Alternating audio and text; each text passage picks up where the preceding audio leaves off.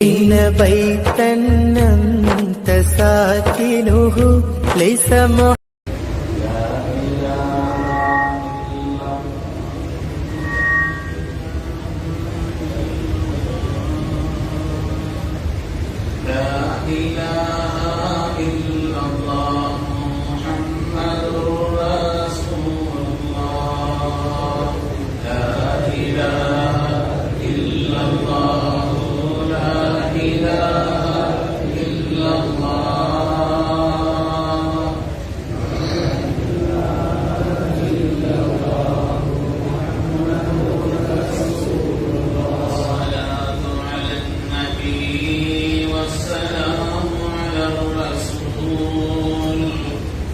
الشفيع المبتلي والحبيب العربي لا إله إلا الله لا إله إلا الله لا إله إلا الله محمد رسول الله.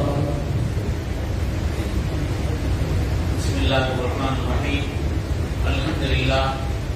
الحمد لله العظيم القدرة والشان شديد البطش والبرهان حافظ الدين والقرآن ما شاء الله كان ما لم يشأ لم يكن لا حول ولا قوة إلا بالله إن أريد إلا الإصلاح ما استطعت وما توفيقي إلا بالله عليه توكلت وإليه أنيب سبحانك لا علم لنا إلا ما علمتنا إنك أنت العليم الحكيم. قال الله سبحانه وتعالى في القرآن الحميد بسم الله الرحمن الرحيم الرحمن علم القرآن خلق الإنسان علمه البيان. وقال النبي صلى الله عليه وسلم ازهد بالدنيا يحبك الله وازهد فيما عند الناس يحبك الناس أو كما قال عليه الصلاة والتسليم. கண்ணியத்திற்கும் மிகுந்த மேன்மைக்குரிய பாக்கியமான இந்த இருவரும் விழாக்களுடைய நிகழ்ச்சியின் தலைவர் என்னுடைய ஆசிரியர் பெருந்தகை ஜாமியா பாக்கியாத்து சுவாமிநாதனுடைய முதல்வர் சங்கைக்குரிய முஃப்தி உஸ்மான் மீதி ஹதரத் பெருந்தகை அவர்களே, அதேபோல் இங்கே முன்னிலை வைத்திருக்கக்கூடிய பள்ளியுடைய நிர்வாக பெருமக்களே, நூலினுடைய பிரதிகளை மிகுந்த ஆர்வத்தோடு சமூகத்தினுடைய எல்லா நல்ல காரியங்களிலும் முன்னிலை வகிக்கின்ற பெருமக்கள், அதை பெற்றுக்கொண்ட பாக்கியமிக்க புரவலர்களே, எனக்கு முன்னால் இங்கே வாழ்த்துறை வழங்கிய மாவட்ட ஜமாத் உலமா சபையுடைய தலைவர் சங்கைக்குரிய அபுதாஹிர் சலாமி ஹதரத் அவர்களே, மாவட்ட ஜமாத் உலமாவுடைய செயலாளர் சங்கைக்குரிய ஹதரத் அவர்களே, மற்றும் இங்கே எனக்கு முன்னால் இங்கே நிறைவாக பேசிய சங்கைக்குரிய ஷாவுல் ஹதரத் அவர்களே, மற்றும் என்னுடைய ஆசிரியர் பெருந்தகை யூசுஃபி அரபிக் அவர்களுடைய முதல்வர் சங்கைக்குரிய முகமது ஹதரத் பெருந்தகை அவர்களே, மேடையிலும் முன்னிலையில் அமைந்திருக்கக்கூடிய உலமா பெருமக்களே, சமுதாயத்தினுடைய முன்னோடிகளே, வருங்கால வாழ்நாளுக்கு பொறுப்பேற்க இருக்கின்ற இளைய சமுதாயத்தவர்களே, நாம் என்றும் பேணி பாதுகாக்க வேண்டிய அருமையான பெண்ணினத்தாரை, தாய்மார்களே, சகோதரிகளே, ஆரம்பவான்கள் எல்லோருக்கும் எனது பணிவான இஸ்லாமிய காணியை சலாத்தினை இப்படிப்பட்ட சபைகளில் சலாம் சொல்லப்படுவது 4 பேச்சுகளில் ஒரு பேச்சாக அது ஆகிவிடுகிறது. எனவே பதில் சொல்வது அவசியம் என்பதையும் பணிவோடு ஞாபகப்படுத்தி சலாம் சொல்லி வார்த்தைகளை தொடங்குகிறேன். அஸ்ஸலாமு அலைக்கும் வரஹ்மத்துல்லாஹி வபரகாத்துஹு. அடையார் பள்ளிவாசல்ல சதீர் ஹதரத்தை அறிமுகப்படுத்துறதுங்கிறது கொல்லம்பற்றையில ஊசிக்கிற கதை. ஏன்னா ஹதரத் அவர்களை பற்றி அல்லாஹ் தஆலா அவருடைய கண்ணியத்தையும் அவருடைய மேன்மையையும் உலகமெல்லாம் பரவ செய்திருக்கிறான். ஆற்றலுக்கான எந்த தடையும் இல்லாமல் அற்புதமான ஆற்றல் மிக்க ஒரு சொற்பொழிவினுடைய சொந்தக்காரர், சிறந்த ஞானம் உள்ளவர், எதையும் சீக்கிரமாக புரிந்து கொள்ளக்கூடிய பகும் தஃபீனுடைய தஃபீன் செய்யக்கூடிய எல்லா நிலையிலும் உள்ள உயர்ந்த ஆற்றலுக்கு சொந்தக்காரர் அவர்கள். எதையும் நாம் ஒரு கோணத்தில் பார்த்து அதற்கு வித்தியாசமான கோணத்தில் அதை பார்க்கக்கூடியவர், விளக்கம் சொல்லவில்லை. கண்ணியமிக்கவர்களே, இப்படி பல்வேறு நிலைகளிலே உயர்ந்த விசேஷமான தன்மை உள்ள அவர்கள் தன்னுடைய வாழ்நாளினுடைய ஒரு உயர்ந்த சாதனையாக, அதாவது கண்ணியமிக்க சஹாபிகளை எங்களை தொட்டு வரலாற்று நூலை வெளியிட்டிருக்கிறார். அதே போல ஒரு 750 வருஷம் 750 வாரம் அவர்கள் தஃசீருடைய 750 வருஷம் ஆகி வைக்கப்படாதவருடைய விளைவுகளை நன்மை 750 வாரம் அவர்கள் தொடராக அந்த தஃசீருடைய வகுப்பையும் இங்கே சிறப்பாக நடத்தி கொண்டிருக்கிறார்கள். தஃசீர் பற்றி கணினிக்கு ஹஜ்ரத் அவர்கள் இங்கே தெளிவாக சொல்லிவிட்டார்கள். குர்ஆன வந்து வெறும் தர்ஜுமா பார்க்கறதுங்கிறத விட தஃசீரோட விளக்கம் கேட்டா தான் விளக்கம் என்னன்னு தெரியும். ஹஜ்ரத் அப்துல்லாஹ் இப்னு அப்பாஸ் ரலியல்லாஹு அன்ஹு அவங்கள்ட்ட ஒரு தடவை கேட்கப்பட்டுச்சு, குர்ஆன் ஒண்ணு, நபி ஸல்லல்லாஹு அலைஹி வஸல்லம் ஒண்ணு, தீனுல் இஸ்லாம் ஒண்ணு, இதன்படி வழி வழியா வருது நபி ஒண்ணு, மக்கள்கிட்ட ஏன் பிரிவினை ஏற்படுதுன்னு கேட்டாங்க. குர்ஆன் ஒண்ணு, ஹதீஸ் ஒண்ணு, அதேபோல இஸ்லாம் மார்க்கம்ங்கிறது ஒண்ணு, எல்லாம் ஒண்ணாதான் இருக்குது. அப்படிதான் போயிட்டு இருக்குது. எதுக்கு மக்களுக்கு மத்தியிலே மாறுபட்ட கருத்தும் அவர்களுக்கு மத்தியிலே பிரிவும் ஏற்படுவதற்கான நிலை ஏற்படுகிறது என்று கேட்ட பொழுது சையதுனா இப்னு அப்பாஸ் ரலியல்லாஹு அன்ஹு சொன்னார்கள், அதனுடைய விளக்கத்தை தெரிவதிலே வித்தியாசம். தேர்தல் நலமா இருக்கிறதுனால ஒரு அனுபவத்துக்கு உதாரணம் சொல்கிறேன். உதாரணமா குர்ஆன் சொல்றாரு, கையை கையோடு சேருங்கள். கையை கையோடு சேருங்கள் குர்ஆன் சொல்றாருன்னு வைங்க. ஒரு 1500 வருஷம் கழிச்சு இந்த வார்த்தை மட்டும் போய் ஒரு ஆளுக்கு சேருது. இப்போ நமக்கு அர்த்தம் தெரிஞ்சுக்கிறோம், கையால ஓட்டு போடுறோம், கை போடுங்க, ஏதோ அர்த்தம் வச்சுக்கிறோம். இப்போ ஒரு 1500 வருஷம் கழிச்சு கையை கையோடு சேருங்கன்னா எப்படி எல்லாம் வழக்கம் சொல்லுவாங்க. அதுக்கு நல்ல விருதுவான ஒரு அர்த்தம் சாபாச்சிங்க. கொஞ்சம் ஆள் ரொம்ப இருந்தா ஆள் சண்டை போடுவாரு. பல்வேறு அர்த்தங்கள், அதற்கு விரிவான காரியங்கள் எல்லாம் காரணங்கள் எல்லாம் சொல்லி அர்த்தங்கள் வித்தியாசப்படும். ஆனால் உண்மையான அதனுடைய விளக்கம் யதார்த்த நிலை என்ன என்று வந்து சேரும் பொழுதுதான், அந்த காலத்துல ஓட்டு போடுறது ஒண்ணு இருந்துச்சு, கையால போடுறது இருந்துச்சு, சின்னங்கள் ஒண்ணு இருந்துச்சு, ஒவ்வொரு கட்சிக்கு ஒரு சின்னம் இருந்துச்சு, அந்த சின்னங்கள்ல எல்லாம் குட்டி கொண்டு போய் போடணும் என்றெல்லாம் இந்த விளக்கத்தோடு சேர்ந்து அந்த வார்த்தை போய் சேர்க்கின்ற பொழுதுதானே முழுமையான யதார்த்தமான விளக்கம் கிடைக்கும். அந்த வார்த்தையை மாத்திரம் வச்சுக்கிட்டு அது போய் சேர்ந்துச்சுன்னு சொன்னா ஒவ்வொரு ஆட்களும் தங்களுக்கு சாதகமாக வித்தியாசமாக பயன்படுத்திக்குவாங்க. கேரளால ஒரு தேர்தல் நடந்துச்சு. ஒரு ஆள் மான் சின்னம், இன்னொரு ஆள் மரம் சின்னம், ரெண்டுல போட்டி போட்டாராம். அவரு மான் சின்னத்துல போட்டி போட்டவர் சொன்னாராம், மரத்துக்கு ஓட்டு போட்டுறாதீங்க, நான் சொல்றது அல்லாஹ் சொல்லலாம், வரா தகரபா ஆதிகி ஷஜரா வதகுனா மினல் ஸாலிமீன், மரத்துக்கிட்ட நெருங்கிறாதீங்க அப்படின்னு அல்லாஹ் தஆலா ஆதம் அலைஹிஸ்ஸலாம் பார்த்து சொன்ன அந்த விஷயத்தை பயான் அவர் சொல்றாரு. அதனால தங்களுடைய நிலைகளுக்கு தோதுவாக சுயநலத்தினுடைய அடிப்படையிலே குர்ஆன் ஹதீஸும் எந்த ஒரு அடிப்படையிலே சொல்லப்பட்டதோ அந்த நோக்கத்தை விளக்காமல் வார்த்தை மட்டும் விளங்கணும்னா சருகுவதற்கான வழி இருக்கிறது. அப்படி இல்லாமல் அதை பற்றிய ஞானம் உள்ளவர்கள், அதை பற்றிய தெளிவுள்ளவர்கள் குர்ஆனையும் ஹதீஸையும் சஹாபிகளுடைய வரலாறையும் விளக்கத்தையும் எல்லாவற்றையும் தெரிந்து அந்த வார்த்தைக்கு விளக்கம் சொல்லும் பொழுது உண்மையிலேயே அந்த குர்ஆனை முழுமையாக பெற்றுக் கொள்வதற்குண்டான ஒரு நிலை, அந்த மகத்தான வாய்ப்பை அதற்கு அவர்களின் மூலமாக அல்லாஹ் சமூகத்திற்கு கொடுத்திருக்கிறார். அல்லாஹ் தஆலா இந்த சமூகத்தினுடைய தீனின் உயர்வுக்கு அல்லாஹ் இதை காரணமாக ஆக்கியருள்வானாக. இந்த சேவைகளை அல்லாஹ் தஆலா தொடர செய்திருப்பானாக. சத்தப்பட்டு ஆமீன் சொல்லுங்களேன். இந்த சேவைகளை தொடர செய்திருப்பானாக. சொல்லக்கூடியவர்களே, தஃசீர் சம்பந்தப்பட்ட விஷயத்தில் அதற்கு அவர்கள் பல செய்திகளை சொல்லிவிட்ட காரணத்தினாலே இங்கே வேர்களும் விழுதுகளும் அற்புதமான ஒரு தலைப்பின் கீழ் சஹாபிகளுடைய அந்த வரலாற்றை நான் படிக்கிறதுக்கு வாங்கியிருக்கிறோம். அதனால சஹாபிகளுடைய வரலாற்றை அதற்கு அவர்கள் இங்கே அழகான முறையிலே தொகுத்து நமக்கு தந்திருக்கிறார்கள். அவங்களுடைய பேச்சுக்களும் அவங்களுடைய எழுத்துக்களும் என்னன்னு நமக்கு எல்லாம் தெரியும்பதனால இந்த சமூகத்திற்கு ஒரு அற்புதமான பொக்கிஷத்தை அவர்கள் கொடுத்திருக்கிறார். அதனால இதை எல்லாரும் பயன்படுத்தணும். பொதுவாக நூல்கள் வெளியிடுவதுங்கிறது அந்த வெளியிடுற இடத்துல கொஞ்சம் அப்படி இருக்குமே தவிர அதுக்கு பிறகு நூல்கள்லாம் பெரும்பாலும் தேங்கி இருப்பதை பார்க்கிறோம். அப்படி இல்லை. சில நூல்கள் நாம் பாதுகாத்து வைக்கிறேன், அது வெறும் படிப்பதற்கல்ல, பாதுகாத்து நம்முடைய வாழ்க்கையினுடைய நடைமுறைகளுக்கு அது தேவை என்ற காரணத்தினாலே அவைகளை நாம் பாதுகாத்து வைக்க வேண்டும். அதிலையும் கண்ணியமிக்க சஹாபிகளுடைய வரலாறு என்று சொன்னால் சாதாரணமான வரலாறு அல்ல. வரலாறுகளை தெரிவதுதான் தீன். அல்லாஹ் இந்த உலகத்திற்கு நம்ம அனுப்புனது ஹிதாயத்திற்காக. قل اهبطوا منها جميعا وإما يأتينكم مني هدى ومن تبع هداي فلا خوف عليهم ولا هم يحزنون. கீழ போங்க, அல்லாஹ் மேல இருந்து அனுப்பிச்சு விட்டா எல்லாரையும் சந்ததிகள்லாம் கீழ போங்க, என்னிடத்திலிருந்து ஹிதாயத் வரும். இம்மா يأتينكم مني هدى ومن تبع هداي, ஹிதாயத்தை பற்றி கொண்டால் பலா போகும் அலைஹிம் வலா ஹும் யஹ்சனூன், நிரந்தரமான சொர்க்கம் தான், உங்களுக்கு ஒரு பிரச்சனை இல்லைன்னு சொன்னாங்க. அந்த ஹிதாயத்தை தான் நாம் ஒவ்வொரு நாளும் பரவான 17 ரக்காத்துகளிலேயும் கூட நம்ம ஓதக்கூடிய ஒரே துஆ இஹ்தினஸ் ஸிராத்தல் முஸ்தகீம். யா அல்லாஹ் ஹிதாயத்தை தா. இந்த ஒரு துஆவை தான் ஓதும். ஹிதாயத்து தான் நம்முடைய வாழ்க்கையுடைய லட்சியம், குறிக்கோள். அந்த ஹிதாயத்து எங்கே கிடைக்கும்? அந்த ஹிதாயத்தை எங்கிருந்து வாங்குவது? அந்த ஹிதாயத்தை பெறக்கூடிய இடம் எது? சிராத்தல்லதீன அன்அம்த அலைஹிம், அல்லாஹ் யாருக்கு அருள்வாளித்தானோ அப்படிப்பட்ட நன்மக்களுடைய பாதை தான் ஹிதாயத். அப்படியானால் அந்த நன்மக்களுடைய வரலாறுகளை, அவருடைய வாழ்க்கையை தெரிவதன் வழியாகத்தான் ஒரு மனிதன் ஹிதாயத்தில் நிலைக்க முடியும். நல்லவருடைய வாழ்க்கையை தெரியணும். நல்ல வாழ்க்கையை விட்டதன் காரணத்தினால் நாசமானவருடைய வாழ்க்கையும் தெரிய வேண்டும். அதனால் எப்படிப்பட்ட வரலாறுகளை தெரிவதன் வழியாகத்தான் வாழ்க்கையிலே நம்முடைய லட்சியமான அந்த ஹிதாயத்தை நாம் நிறைவாக பெற முடியும் என்பதை குர்ஆன் ஷரீஃப் நமக்கு அழுத்தமாக சொல்லி காண்பிக்கிறது.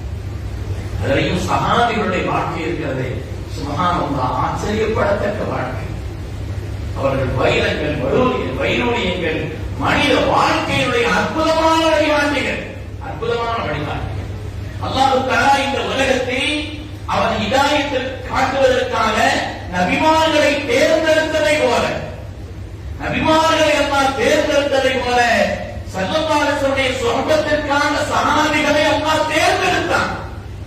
இஹ்தாரஹுல்லாஹு லிசுஹபத்தி நபியிஹி வ லிஇகாமத்தி தீனிஹி, தன்னுடைய நபியின் தோழமைக்கும் தீனை உலகத்தில் நிலைநிறுத்துவதற்கும் அல்லாஹ்வினால் தேர்ந்தெடுக்கப்பட்ட மக்கள்.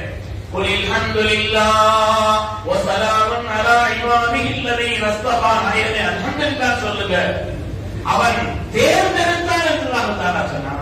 அந்த ஆயத்திற்கு விளக்கம் சொல்லப்படுது, சஹாபா தன்னுடைய நபியின் தோழமைக்காக அல்லாஹ் தேர்ந்தெடுத்த அந்த மகத்தான மனிதர்கள் சஹாபாக்கள். அவங்கள படிக்கணும், அவர்களை கொண்டுதான் அல்லாஹ் இந்த தீனை நிலைநிற்க செய்தார். ஒரு கட்டணம் நிற்கிறது, அவருடைய அடித்தளம் இருப்பதை போல, அந்த அடித்தளத்தை கொண்டு கட்டணம் இருப்பதை போல தீனுல் இஸ்லாம் என்ற இந்த கட்டணம் நிறைவேற்றிருக்கிறது என்று சொன்னால் அதற்கு அடித்தளமானவர்கள், அதற்கு காரணமானவர்கள் சங்கைக்குடி சஹாபாக்கள். வாழ்க்கையில் எந்த கட்டத்திலும் பொதி ஐயீஹிம் இத்ததைக்கும் யாரை பின்பற்றினாலும் வெற்றி சொன்னான். அப்படி உலகத்தில் ஒரு மனித கூட்டத்தை சொல்ல முடியுமா? ஸல்லல்லாஹு சொல்கிறார்கள், பொதி ஐயீஹிம் இத்ததைக்கும் யாரை பின்பற்றினாலும் நீங்கள் மகத்தான வெற்றி பெறுகிறீர்கள். அல்லாஹ் இஸ்தபா இந்த வார்த்தையை சொல்கிறான். சங்கைக்குடி உலமாக்கள் இங்கே இருக்கிறார்கள். அரபியில இஸ்திவா இருக்குது, இஃப்தியார் ஒன்று இருக்குது. ரெண்டும் தேர்ந்தெடுக்கிறது தான் அர்த்தம். இஃப்தியார்னா ரெண்டுல ஒன்று, சாயா வேணுமா காப்பி வேணுமா, ரெண்டுல ஒன்று, அவ்வளவுதான். அது இஃப்தியார். இஸ்திவான்றது அப்படி இல்லை, நிறைய ஐட்டங்கள் இருக்கும், அதை தேர்ந்தெடுக்கிறது. அதே போல இந்த மனித சமூகத்தினுடைய மொத்தத்தில் இருந்த அல்லாஹ் தஆலா தன்னுடைய நபியின் தோழமைக்காக தேர்ந்தெடுத்தான் என்ற அந்த இஸ்தவா என்ற வார்த்தை இருக்கிறது, இஸ்திவா என்ற வார்த்தை இருக்கிறது. அப்படி அல்லாஹ் தேர்ந்தெடுத்தார். சஹாபிகளிலே முதலாளிகள் இருந்தார்கள், தொழிலாளிகள் இருந்தார்கள், அரபுகள் இருந்தார்கள், அரபிகள் அல்லாதவர்கள் இருந்தார்கள், ஆண்கள் இருந்தார்கள், பெண்கள் இருந்தார்கள். பல நிலைகளில் கலந்து ஒரு குறிப்பிட்ட ஊர், குறிப்பிட்ட நபர்கள் என்பது மாத்திரம் அல்ல, எல்லோரும் இருந்தார்கள். அல்லாஹ் தஆலா அவர்களை ஹிதாயத்திற்காக ஒவ்வொரு சஹாபியினுடைய வரலாறும் மகத்தானது, மாண்பானது. யாரையும் நம்ம குறைத்து எந்த நிலையிலும் வழிபட முடியாது. வித்தியாசமான ஒவ்வொரு சஹாபியினுடைய வரலாறு. ஒரு சஹாபியுடைய வரலாறு எதற்கு இப்பதான் பார்த்தேன், சையதுனா அபூதர் ரிஃபாரி அவர்களுடைய வரலாறை முதல்ல அவர்கள் எழுதியிருக்கிறார். சையதுனா அபூதர் ரிஃபாரி அவர்களுடைய வரலாற்றையும் அதற்கு அவர்கள் குறிப்பிட்டு காண்பித்திருக்கிறார்கள். அந்த சஹாபிகள் ஒவ்வொருவருடைய வரலாறும் மாண்பானது, உன்னதமானது. இதிலே சையதுனா அபூதர் ரிஃபாரி அவர்கள் இருக்கிறாங்களே, அவங்களை பற்றி உண்டான சுருக்கமான சின்ன செய்தி. சஹாபிகள் தான் ஒரு தனித்தன்மை வாய்ந்தவர்கள். சையதுனா அபூதர் ரிஃபாரி, அபூதர் இந்த பேரை ஞாபகம் வச்சுக்கிறார். அவங்களுடைய அசல் பெயர் ஹிந்து, ஆனால் அந்த சையதுனா அபூதர் என்ற பெயரால் அறியப்படுகிறார்கள். சையதுனா அபூதர் ரிஃபாரி ரலியல்லாஹு அன்ஹு அவர்கள் சஹாபிகள்ல ஒவ்வொரு ஆட்களுக்கும் சில விசேஷங்கள் இருக்கும். அபூதர் ரலியல்லாஹு விசேஷம் என்னன்னு சொன்னா, கஅபாவினுடைய முற்றத்தில் நின்று முதலாக சத்தமிட்டு ஷஹாதத்தை மொழிந்தவர்கள் அபூதர் ரிஃபாரி. அஷ்ஹது அன் லா இலாஹ இல்லல்லாஹ் வ அன்ன முஹம்மதர் ரசூலுல்லாஹ் என்று கஅபாவினுடைய முற்றத்தில் நின்று கொண்டு சத்தமிட்டு முதலாக சொன்ன சஹாபி சையதுனா அபூதர் ரிஃபாரி. அதேபோல அவங்களுடைய விசேஷம் என்னன்னு சொன்னா, முதலாக அஸ்ஸலாமு அலைக்கும் என்பதை நாயகத்தை பார்த்து சொன்னவர்கள் அவர்கள். அபூதர் ரிஃபாரியுடைய விசேஷம், ஸல்லல்லாஹு அலைஹி வஸல்லம் பார்த்து அஸ்ஸலாமு அலைக்கும் என்று முதலாக இந்த தீனில் சொன்னவர்கள். சலாம் என்பது ஆரம்பித்து விட்டது ஆதம் அலைஹிஸ்ஸலாமுடைய காலத்தில் இருந்து. ஆனால் ஸல்லல்லாஹு அலைஹி வஸல்லம் பார்த்து முதலாக அஸ்ஸலாமு அலைக்கும் என்று சொன்ன அந்த மாமனிதர் சையதுனா அபூ கிஃபாரி ரலியல்லாஹு அன்ஹு அவர்கள். இவர்கள் யார்? இவர்கள் சிரியாவுடைய பகுதியிலே வாழ்ந்தவர்கள். இந்த அபூ கிஃபாரி இருக்கிறாங்களே, இவர்கள் அந்த கிஃபார் என்ற அந்த கூட்டம் சிரியாவுக்கும் மக்காவுக்கும் மத்தியிலே அந்த இடத்திலே வாழ்ந்த ஒரு கூட்டம். இவர்கள் இந்த கூட்டம் முழுவதுமே இவங்க சிரியாவுக்கு போற பாதையில இருக்கிறாங்க. மக்காவை வந்து வியாபாரிகள் சிரியாவுக்கு போவாங்க இல்லையா, அந்த இடைப்பட்ட பாதையில் தான் இந்த கூட்டத்தார். இந்த கூட்டத்தாருடைய வேலை என்னன்னு சொன்னா எல்லாத்தையும் கொள்ளடிக்கிறது. இவங்க குறிப்பிட்ட கப்பம் எத்தனை பத்தத்தை அடிச்சிருவாங்க. சுங்க கட்டணம் மாதிரி கூட்டிக்கிட்டே இருப்பாங்க. கொள்ளைங்கிற பேர் இருக்காது, பேர் வேற மாதிரி இருக்குது. இப்போ அப்ப அதே மாதிரி போறவங்க வர்றவங்கள்ட்ட கூட கொள்ளடிக்கிற மாதிரி அந்த அபூதருடைய கோத்திரத்தாருடைய அசல் தொழிலே என்னன்னா அவங்களுக்கு கப்பம் கட்டிட்டு அங்க சுற்றுச்சாலையில பணம் கட்டிட்டு தான் கடக்க முடியும். இல்லைன்னா மொத்த நேரத்தில் நேரம் போயிடும். இவங்களுடைய மொத்த கூட்டத்தினுடைய பணியே இதுதான். அதில் அபூதர் இருக்கிறாங்களே, கொள்ளடிக்கிறது தனி விசேஷமான ஆள். இவங்க தனியா ஒரு குதிரையில போவாங்களாம், மொத்தம் தூக்கிட்டு வந்துருவாங்க. இவங்க வந்து கொள்ளடிக்கிறது ஆக உச்சம். யாருக்கும் பயப்பட மாட்டாங்க, கூட்டமாக போக வேண்டியதில்லை. இது சிங்கம் தனியா போய் இந்த செய்ய மொத்தத்தை அடிச்சுட்டு வந்துடும். அப்படிப்பட்ட ஒரு நிலையில் உள்ளவர்கள் சையதுனா அபூ கிஃபாரி அவர்கள். ஆனால் ரொம்ப நாட்களாக இந்த கொள்ளையுடைய பணியிலேயே இருந்த காரணத்தினால் சடைவு ஏற்பட்டது. நாம என்ன அநியாயத்தை பண்ணிட்டு இருக்கிறோம், இத்தனை பேருடைய கெட்ட ரூபா வாங்கிட்டு இருக்கிறோம். நாளெல்லாம் இந்த தொழில இப்படிப்பட்ட ஒரு கேவலமான காரியத்தை செய்யணுமான மனதளவு அவங்களுக்கு ஒரு ரொம்ப பெரிய உழைச்ச மனதுல வந்து அவங்களுக்கு வருத்தங்கள் இருந்துகிட்டே இருந்துச்சு. அது கொஞ்ச நாளை என்ன செய்தாங்கன்னா அந்த தொழிலை விட்டுட்டாங்க. அதுக்கு பிறகு அது மாதிரி அவங்களுக்கு இன்னொரு விஷயம் மனதை உறுத்தியது என்று சொன்னால் சிலை வணங்குவது உங்களுடைய மனதை உறுத்திக்கிட்டே இருந்துச்சு. அதுவும் பல காரணங்களால் சிலை வணங்குவது உங்களுடைய மனதை உறுத்திக் கொண்டே இருந்தது. அதனால ஸல்லல்லாஹு அலைஹி வஸல்லம் சந்திக்கிறதுக்கு 3 வருஷத்துக்கு முன்னாலேயே சிலை வணங்குவதை விட்டுட்டாங்க. இப்படி இருந்த ஒரு நிலையில் தான் கேள்விப்படுகிறார்கள், மக்காவிலே முஹம்மது என்று ஒருவர் சிலை வணக்கத்தை அவர்கள் தடுக்கிறார்கள். அவருடைய செய்திகள் எல்லாம் அபூ கிஃபாரிக்கு மக்காவிலிருந்து சிரியாவுக்கு தான் வியாபாரிகள் போவார்கள். அதனால இந்த செய்தியை கேள்விப்படுறாங்க. கேள்விப்பட்ட உடனே அதாவது சையதுனா அபூதர் அவர்கள் ஏற்கனவே இந்த கொள்ளையை விட்டு கொஞ்சம் மனதளவுல பாதிக்கிறதுனால ஒதுங்கி சிலை வணக்கத்தை விட்டிருந்த காரணத்தினால ஒரு நல்ல பாதையில் போகணுங்கிற ஒரு ஆசை. அல்லாஹ் தஆலா சில நேரங்களில் அப்படி ஒரு நல்ல எண்ணங்களை சில பேருக்கு ஏற்படுத்துவான் அல்லவா, அது அல்லாஹ் உனக்கு செய்யக்கூடிய மகத்தான பாக்கியம். எனவே அந்த ஒரு எண்ணத்தை அவர்கள் மனதில் கொண்டு தன்னுடைய சகோதரர் உனைசை அனுப்பி வைக்கிறார். சகோதரர் உனைசை மாதிரி மக்கள் ஒரு ஆள் வந்திருக்கிறார், நல்ல செய்திகளை சொல்கிறார், நல்ல உயர்நிலைகளை சொல்கிறார், கேள்விப்படுறோம், நீ போய் பார்த்துட்டு பாப்பா. ஆனா அவருக்கு மக்காவோட கடும் எதிர்ப்பு இருப்பதா கேள்விப்படுறோம், பகிரங்கமா ஒரு காரியத்தையும் செய்ய முடியலங்கிறத சேர்ந்து கேள்விப்படுறோம். அதனால அவருடைய இலைகளை அறிந்து வா என்று தன்னுடைய சகோதரர் உனைஸ் அவர்களை அனுப்புகிறார். இவங்க போய் பார்த்துட்டு அங்க உள்ள நிலைகள் எல்லாம் வந்து தெளிவா வந்து சொல்ற அளவுக்குள்ள நிலை இல்லை இவங்களுக்கு. ஏன்னா பறிக்க இருக்கிறாங்க, ரகசியமான நடந்துகிட்டு இருக்கிறதுனால வந்து சொன்னாங்களாம் நல்ல மனுஷங்க அப்படின்னு மட்டும் சொல்லிட்டாங்க. ஒரு நல்ல மனிதன் அதற்குமே உங்களுக்கு சொல்ல விளங்க அந்த அளவுக்கு இருந்து ஆய்வு செய்ய உங்களுக்கு தெரியல, வந்து நல்ல மனிதன் மட்டும் சொன்னாங்க. அதுக்குமே அந்த அபூதர் அவர்களால் அங்க இருக்க முடியாது, இருந்து விட்டு போயிட்டாங்க. போனா அங்கே இவ்வளவு சூழல் இருக்கிறதே ரகசியமாகத்தான் இதையும் செய்ய வேண்டும். அதனால ரொம்ப எச்சரிக்கையா இருந்தாங்க. எந்த அளவுக்கு எச்சரிக்கைன்னு சொன்னா மக்காவினுடைய அந்த கஅபாவின் முற்றத்திலேயே 30 நாட்கள் படுத்திருந்து தன்னுடைய காலங்களை கழித்தார். யார்கிட்ட எதுவும் பேசுகிறது, ஏதோ வியாபார விஷயமா வந்திருக்கிறாரு, யாரையோ சந்திக்க வந்திருக்கிறாரு அப்படின்னு மற்றவங்க நினைச்சாங்களே தவிர அந்த இடத்திலேயே சம்சமை குடித்துக் கொண்டு காலத்தை கழித்தார். இந்த 30 நாட்களை விட அவன் கிடைச்சுதான் வரலாறு.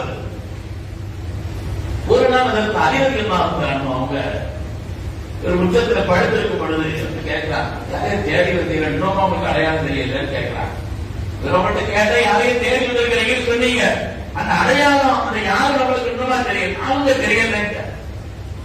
சரி வாங்க நம்ம வீட்டுல வந்து சாப்பிடுவோம் அப்படின்னு அறிவர்கள் அவங்க வீட்டுக்கு கூட்டு போறாங்க. வீட்டுல போய் சாப்பிடுறது கொண்டு சாப்பாடு வச்சு அனுப்புனாங்க. ஆனா அந்த நேரத்தில் சல்லாசலம் பார்க்க முடியாது, சல்லாசலம் பார்க்க முடியாது. அதுக்கு பிறகு அடுத்தடுத்த சில நாட்கள் கழித்து அதற்கு அறிவியல் அப்பொழுது கூப்பிடுறாங்க, வாங்க நம்ம வீட்டுக்கு வந்து சாப்பிட்டு போகணும்னு கூப்பிடுறாங்க. போகும் பொழுது கேட்கிறாங்க, ஏங்க நீங்க யாரையும் பார்க்கணும்னு சொல்லி அடையாளம் இன்னும் அடையாளம் தெரியலன்னு கேட்கிறாங்க. சொன்னாங்க, நான் உங்களுக்கு ஒரு கேள்வி கேட்பேன், ஆனா யார்ட்டையும் சொல்ல யார்கிட்டையும் நீங்க அந்த விஷயத்த சொல்ல மாட்டீங்க அப்படின்னு சொன்னா நான் கேட்கிறேன்னு சொன்னேன். கேள்வி என்ன விஷயம் சொன்னா, முகம்மதுக்கு யாரோ மக்காவுல வந்திருக்கிறாங்களாமே, ஸல்லல்லாஹு அலைஹி வஸல்லம் அப்படின்னு வந்திருக்கிறாங்களாமே, நான் அவங்கள பார்க்கணும்னு சொன்னேன். சரியான ஆட்டு தான் மாட்டிருக்கிறீங்கன்னு சொன்னாங்க. சரியான ஆட்டு தான் நீங்க கேட்டுக்கிறீங்க, எங்களோட வாங்க, நான் இப்பொழுது அவர்கள் வீட்டிற்கு தான் செல்கிறேன், கண்மணி முஹம்மது ரசூலுல்லாஹி ஸல்லல்லாஹு அலைஹி வஸல்லம் பார்ப்பதற்கு தான் நான் செல்கிறேன், வாங்கன்னு சொன்னேன். ஆனா இங்க எச்சரிக்கையா வரணும், இங்க உள்ள சூழ்நிலை உங்களுக்கு தெரிஞ்சிருக்கும். அதனால ரொம்ப ரகசியமா என்னை பின்தொடர்வது போல யாருக்கும் தெரிந்து விடக்கூடாது. இவர் பின்னால் அவர் பின்னால் இவர் போயிட்டு இருக்கிறாரு யாரும் விளங்கக்கூடாது. யாராவது மக்காவிலே பொருத்தமில்லாத விரோதிகள் யாராவது வந்தால் அந்த நேரத்தில் நான் ஒரு எச்சரிக்கை உணர்வாக அந்த சோகத்துல அது கொஞ்சம் குனிஞ்சு செருப்பு செய்யற சரி செய்யற மாதிரி நான் குனிவேன். அப்படி குனிஞ்ச நேரத்துல ஆகா பொருத்தம் இல்லாத எவ்வளவு வர்றாங்க அப்படிங்கறத விளங்கி என்ன முன்னே நீங்க நடந்து போயிடும். பின்னால் வர மாதிரி காட்டக்கூடாது. அந்த நேரத்தில் என்னை முந்தி நீங்கள் நடந்து போய்விட வேண்டும் என்ற ஒரு எச்சரிக்கையை செய்துவிட்டு அதற்கு அரசருடைய செய்தார்கள் அவர்கள் அதற்கு அபூதர் பாரி கூட்டு போயிருக்கிறார். அவங்க போறாங்க, போய் ஸல்லல்லாஹு அலைஹி போயிட்டாங்க. போனா அந்த நேரத்தில் ஸல்லல்லாஹு அலைஹி வஸல்லம் கைலூலா தூக்கத்துல இருந்தாங்க. கைலூலாவில் இருந்தாங்க. அந்த நேரம் இவரால மனசுக்கு அகத்தின் ஆசையை தாக்க முடியவில்லை இவங்களுக்கு. அதனால ஸல்லல்லாஹு அந்த முகத்தினுடைய அருகிலே ஒரு துணி இருந்தது. சபைய துணி எடுக்க போனாங்க. ஸல்லல்லாஹு தரிசிலாம் முடிச்சுட்டாங்க. அஸ்ஸலாமு அலைக்கும் அப்படின்னு சொன்னாங்க.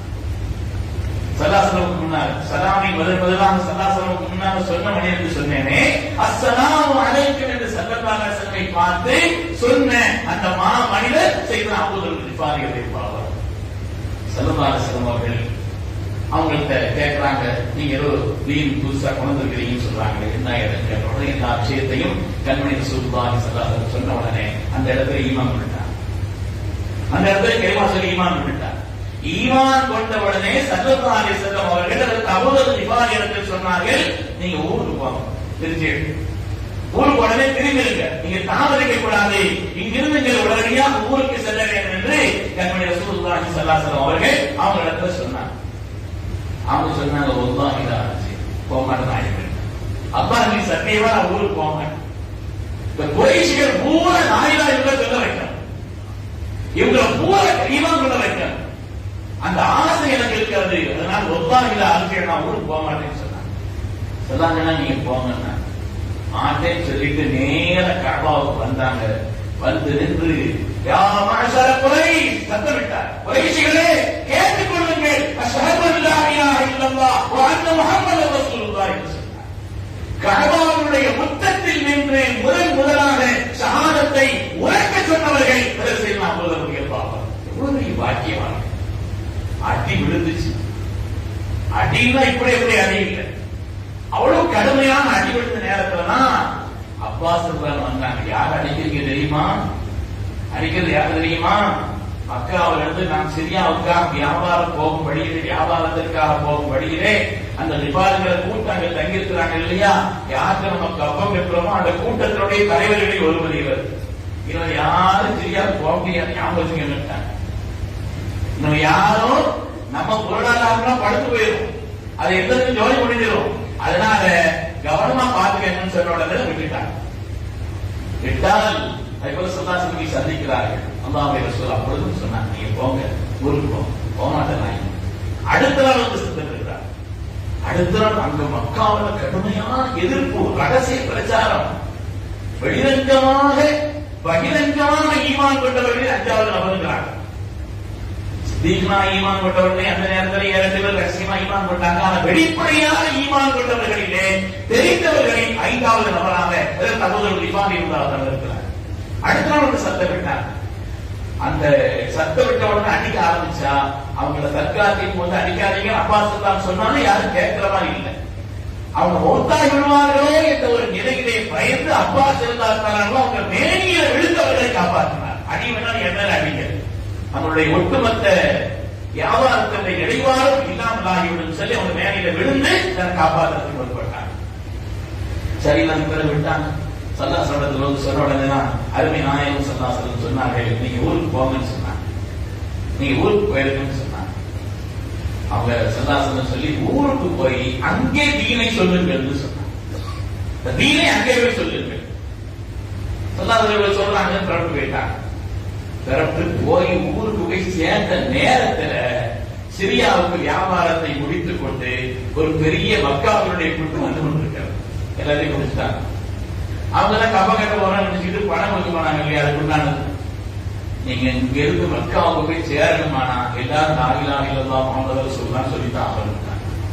சொல்லாம இருந்து அசைய முடியாதுன்னா ஒரு அப்பத்துக்கு எது நடல, ஒரு வித்தும் கோதுமையுடைய ஒரு மணியும் கூட இங்கிருந்து நீங்க கொண்டு செல்ல முடியாது. நீங்க லா இலாஹ இல்லல்லாஹ் முஹம்மது ரசூலுல்லாஹ் என்று சொல்லாத வரை. அவங்க விளங்கியே விளங்காமல சொன்னாங்க, பயந்து சொன்னாங்க, எப்படியோ சொன்னாங்க, சொல்ல வச்சுட்டாங்க. அதுக்கு பதிலாக இங்கிருந்து அனுப்பிச்சு விடுறாங்க. அதுக்குள்ள இந்த செய்தி அங்கே பரவுகிறது, அங்கிருந்து பரவுகிறது. ஸல்லல்லாஹு அலைஹி வஸல்லம் ஈமான் கொண்டுட்டு அதுக்கு பிறகு போனாங்க. அவருடைய மக்களிடத்தில் சொன்னார்கள், ஈமானை பற்றி சொன்னார்கள், சத்தாசத்தை பற்றி சொன்னார்கள். அவர்கள் சொல்லக்கூடிய எல்லா காரியத்தையும் சொன்னார்கள்.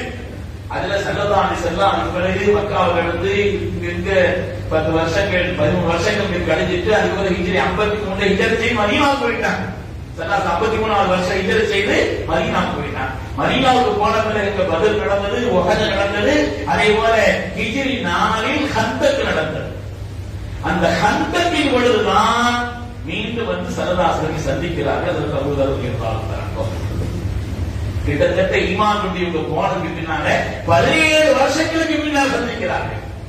17 வருடங்களுக்கு பின்னால் கண்மணி முஹம்மது ரசூலுல்லாஹி ஸல்லல்லாஹு அலைஹி வஸல்லம் தனி நபராக அல்ல, ஒட்டுமொத்த சமூகத்தை இஸ்லாத்தில் ஆக்கி அவர்களை எல்லாம் அழைத்து வந்து ஸல்லல்லாஹு அலைஹி வஸல்லம் சந்திக்கிறார். அவ்வளவு மனிதர். உங்களுடைய வரலாறு நம்ம படிக்கின்ற அவங்களுடைய கோத்திரத்தால் மாத்திரமல்ல, அவங்கள அதாவது ஒரு பெரிய ரவுடி கூட்டம் இருந்துச்சுன்னா அவங்களுக்கு சப்போர்ட் இன்னொரு சின்ன ரவுடி கூட்டம் இருக்கும். அது மாதிரி அஸ்லம் ஒரு கூட்டம் இருந்துச்சு, அவங்க இதுக்கு வந்துட்டாங்க.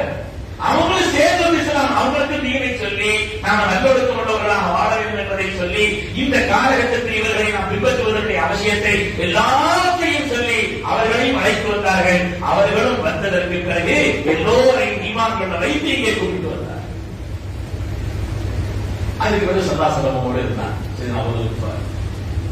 எந்த அளவுக்குன்னா ஒரு சபை நடந்தது இருந்தது என்று சொன்னால் கான் நபி ஸல்லல்லாஹு அலைஹி வஸல்லம் யகுதபிது பிஅபாகரை இதா அவர எந்த ஒரு நல்ல காரியமா இருந்தாலும் அந்த கூட்டத்தில் அபூதர் தான் இருக்கிறாங்க சொல்ல பார்ப்பாங்க. அவங்களை கொண்டுதான் காரியங்களையும் துவங்குவாங்க. இப்பொழுதும் சில நல்ல மனிதர்கள் எல்லா காலம் எந்த காரியத்தையும் உதவி செய்த இருப்பாங்க இல்லையா, புலவர்கள் அதற்கு அழைச்சிருக்கிறாங்கன்னு சொன்னா இவங்க எல்லாம் சமுதாயத்தினுடைய மற்ற எல்லா நல்ல காரியங்களிலேயும் முன்னோடியாக இருக்கக்கூடிய சீதைகள். அவர்களுக்கும் எல்லா விதமான மேன்மையும் வழங்கி அருள்வானாக. இப்படிப்பட்ட நல்ல காரியங்களுக்கு உதவி செய்யக்கூடியவர்களுக்கு அல்லாஹ் தன்னுடைய பேரவர்களை கற்பமாக வழங்கி அருள்வானாக. அதற்கு அபூதர் கிஃபாரி எந்த அந்த கூட்டத்தில் இருந்தாதான் ஸல்லல்லாஹு அவங்களை கொண்டு ஆரம்பிப்பாங்க. அவங்க ஏதாவது ஒரு மஜ்லிஸ் இருந்து அதற்கு அபூதர் கிஃபாரி சபையில இல்லைன்னா யாரையாவது அனுப்பி அவங்க கூப்பிட்டு சொல்லுவாங்க. அந்த அளவுக்கு ஸல்லல்லாஹு அவங்களுக்கு முக்கியத்துவம் கொடுத்தாங்க. இதுல எல்லா யுத்தத்திலையும் அதற்கு பிறகு நடந்ததிலாம் ஸல்லல்லாஹு கலந்துக்கிட்டாங்க. தபூக் யுத்தம் பிரமாண்டத்தில் கேட்டு பாருங்க. தபூக் யுத்தம் ரொம்ப கடுமையான வெயில் காலத்தில் நடந்த யுத்தம். மதீனாவிலிருந்து கிட்டத்தட்ட 700 மைல்கள் கடந்து செல்ல வேண்டிய நிலையில் இருந்து ஒரு யுத்தம். அறுவடையுடைய நேரமாக இருந்த ஒரு நிலை, அறுவடை செய்ய வேண்டிய நேரமாக இருந்த ஒரு நிலை. தபூக்கினுடைய யுத்தம் கிட்டத்தட்ட மதீனாவிலிருந்து 700 மைல்களுக்கு அப்பால் இவர்கள் செல்ல வேண்டும். அந்த நேரத்தில் அபூதர் கிஃபாரி அவர்கள் பயணம் செய்த அந்த ஒட்டகை இருக்கிறதே அது கொஞ்சம் இயலாமல் ஆயிடுச்சு. அதனால இவங்க பெரும்பாலும் நடந்து வந்தாங்க. நடந்து வரக்கூடிய அந்த நிலையில் பார்த்து சொன்னாங்க, எங்க அபூதர் அவர்களை எங்கன்னு கேட்டாங்க. இந்த அபூதர் அவர்களை எங்கன்னு சொன்னாங்க கேட்கிறாங்க, உங்க தனியா வந்துட்டு இருக்கிறாங்கன்னு சொன்னாங்க. அப்பதான் சொன்னாங்க, இந்த அபூதர் அவர்கள் தனியாகவே அவர்கள் வந்து கொண்டிருக்கிறார்கள். யமூத் வஹீதா, தனியாக தான் அவர் மரணிப்பாருன்னு சொன்னாங்க.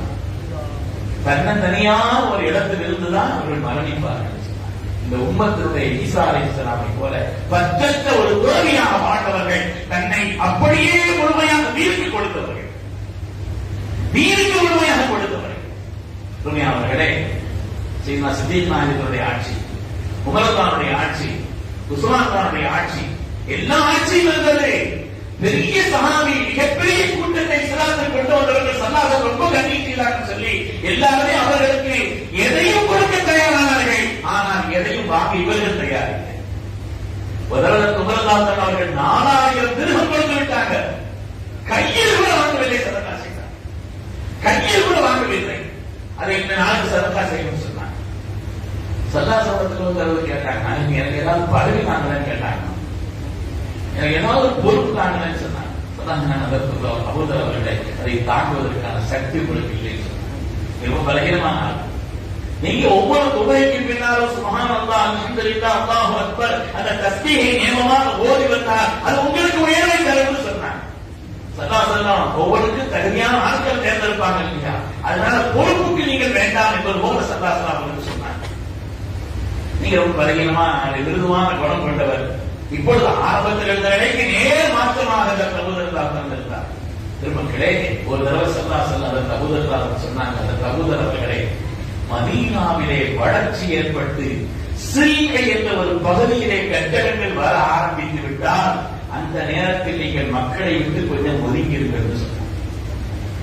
அந்த நேரத்தில் எல்லாம் இவங்களுடைய நிலை, இவங்களுடைய குணம், இவங்களுடைய அணுகுமுறை எல்லாம் தெரியும். ஒரு ஆண்களுக்கும் ஒரு வித்தியாசமான தன்மை. அருமையானவர்களே, அதுக்குள்ள இவங்க மதீனாவில் ஸல்லல்லாஹு அலைஹி வஸல்லம் சொன்ன மாதிரி அந்த சில்கை என்ற பகுதியில் அந்த கட்டடங்கள் எல்லாம் வர ஆரம்பித்த உடனே அங்கிருந்து செய்த அபூதர் ரலியல்லாஹு அன்ஹு அவர்கள் சிரியா பக்கம் போயிட்டாங்க. அங்கிருந்து மாவியார் மாதிரி ஆட்சி வந்து இருந்துச்சு. உணவுடைய பிரச்சனை, யாரையும் பணம் வச்சுட்டு விட மாட்டாங்க. எல்லாருக்கா கொடுங்க கொடுங்க கொடுங்க கொடுங்கன்னு சொல்லி எல்லாரும் எதனை கால் பண்ற வேலையை செஞ்சுட்டே இருந்தாங்க. அதை செய்யற மாவியார் தான் எங்களுக்கு மதீனாக்கு அனுப்பி வச்சிருக்காங்க. செய்யற உஸ்மான் நேரடியாக ஆரம்பிச்சாங்க. நாம நம்முடைய வாழ்க்கைக்கு தேவையான ஏதாவது மிச்சத்தை வைத்துக் கொண்டு வந்து சதகா செய்து இருந்தாங்க. சொன்னாங்க, அப்படி செய்ய முடியாது. வராசத்து சட்டம் இருக்கா வந்துச்சு. பணம் மிச்சம் இருக்கும் பொழுதுனால பங்கு வச்சு சொத்து வச்சு கொடுக்க முடியும். அது மாதிரி ஜகாத் எப்படி வந்துச்சு? பணம் இருந்தாலும் ஜகாத்துடைய காரியங்கள் தான் கொடுக்க முடியும். அதனால எல்லாத்தையும் நமக்கு தேவையான அன்னைக்கு அது கொஞ்ச நாளைக்கு வட்டு வச்சுட்டு வந்தது போல சதகா செய்யறது அது தவறானது, நல்ல பொருளாவே அல்ல அப்படின்னு செய்து நான் உஸ்மான் தாஸ் சொன்னாங்க.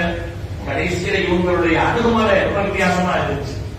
இவங்க என்ன சொன்னா, தேவையான வச்சுட்டு வந்து கொடுக்கணும், சமூகத்தினுடைய நேர்மைக்காக அதை கொடுத்து விட வேண்டும் என்று அதில் ரொம்ப அழுத்தமா இருந்தாங்க. கடைசியில செய்துனா உஸ்மான் இப்னு அஃபான் அவங்க, நீங்க எல்லாரோடையும் சேர்ந்து பல சம்பவங்கள் இருக்கு. ஒரு பெரிய கட்டடம் கட்ட விட மாட்டாங்க, பெரிய கட்டடம் கட்ட கழுத்துக்கு மேல கட்ட விட மாட்டாங்க. அந்த காலத்தில் குனிஞ்சுதான் உள்ள போவாங்க, அந்த அளவுக்குள்ள கட்டடம் தான். கொஞ்சம் கழுத்துக்கு மேல தலையை தொடக்கூடிய அளவுக்குள்ள கட்டடம் கட்ட விட மாட்டாங்க. அப்புறம் நல்ல சட்டை போட்டா முந்தியெல்லாம் இதே சட்டை போட்டியே கேட்பாங்க.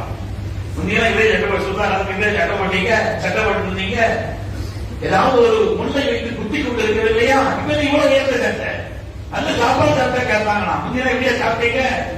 இப்படி ஒவ்வொரு ஆட்களையும் அண்ணன உடனே இன்றைய காலத்தினுடைய சூழ்நிலையில இவங்களுக்கு இருந்தா சரி வராது. அதற்கு உஸ்மான் இருந்தாங்கதான் அங்கிருந்து நாடு கடத்தல். அங்கிருந்து ரபுதா மக்கால இருந்து கிட்டத்தட்ட 200 மதீனாவில இருந்து 200 மைல் தொலைவிலே உள்ள ரபுதாங்கிற இடத்துல அதற்கு உஸ்மான் ஆட்சியாளர்கள் கட்டுப்படணும் சொல்லாத சொல்லியிருக்கிறாங்க. அதனால நீங்க என்ன சொன்னா நான் போயிருப்பேன்னு சொன்னாங்க.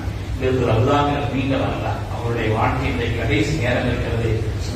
சாதாரணமானது இல்லை. போகக்கூடாது, அவங்களுக்கு செல்வத்தை அள்ளி கொடுத்தார். இதற்கு உஸ்மான் வாங்க மாட்டேன். அபூதருக்கு அவருடைய ஒட்டகை போதும்னு சொன்னாங்க. அபூதருக்கு அவருடைய ஒட்டகை போதும்னு சொன்னாங்க. அவருடைய மனைவியும் அழைத்துக் கொண்டு செய்யலாம் சொன்னார். அபூதர் ரலியல்லாஹு அன்ஹு அவர்கள் ரபுதான் இடத்துல தங்கியிருந்தாங்க. சஹாபிகள் பார்க்கறதுனா போவாங்கன்னா, அப்படி பார்ப்பதற்காக போகும் பொழுது ஒரு புழு சுருட்டு கிடப்பதை போட்டு கிடப்பாங்க. ஒரு மரத்தடியிலே ஒரு புழு சுருட்டை கிடப்பதை அப்படி நினைக்கிறதுக்கு செய்த அபூதர் இவ்வளவு பெரிய சொன்னார். தீனுக்காக எல்லாவற்றையும் கொடுக்க வேண்டும் என்று வாழ்ந்த பெருமக்கள் சாதாரணமான ஒவ்வொருடைய வரலாறு இருக்கிறதை நாம் படிக்கணும். ஏதோ ஒரு சாதாரண இதை நினைச்சாரு. சஹாபிகளுடைய வாழ்க்கைகள் இருக்கிற நாம ஒரு குறைஞ்சது திரும்ப திரும்ப திரும்ப அவங்களுடைய வரலாறுகளை படிக்கும் பொழுது அல்லாஹ் சொன்னானே, ஆமீனு கமா நாம் இன்னும் கமா ஆமனன் நாஸ். அதான் குர்ஆன்ல சொல்றாங்க. உங்க ஈமான் எப்படி இருக்கு தெரியுமா? சஹாபிகள் ஈமான் கொண்டதை பாருங்க. அவ்வளவு வலுவான ஈமான், அவ்வளவு வலுவான அந்த ஈமான். அவர்களை போல் ஈமான் கொண்டிருக்கிறது.